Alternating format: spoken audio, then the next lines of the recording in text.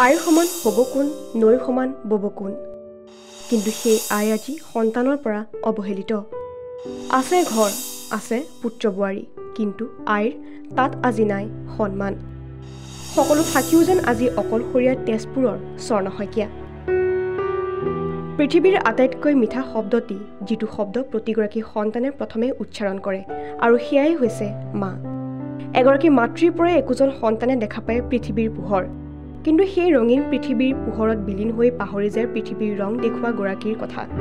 যাৰ বাবে একাংশ পিতৃ-মাতৃ শেষ আশ্ৰয়স্থল হৈ পৰিছে আজিকালি বৃদ্ধাশ্ৰম তেনে এক বেদনাদায়ক কাহিনী হৈছে তেজপুৰত পুত্ৰ এজন চৰকাৰী চাকৰিয়াল কিন্তু মাতৃক চাবলৈ আহৰি নাই চাকৰিয়াল পুত্ৰৰ যাৰ বাবে স্বৰ্ণ শইকীয়াৰ এতিয়া শেষ আশ্ৰয় হৈছে তেজপুৰৰ তেলেৰিজাত থকা স্নেহালয় আইতা ককা গৃহ পুত্ৰ বোৱাৰীৰ পৰা অৱহেলিত হৈ বিগত 4 মাহে এই বৃদ্ধাশ্ৰমতে বাস কৰি আছে এইগৰাকী আইতা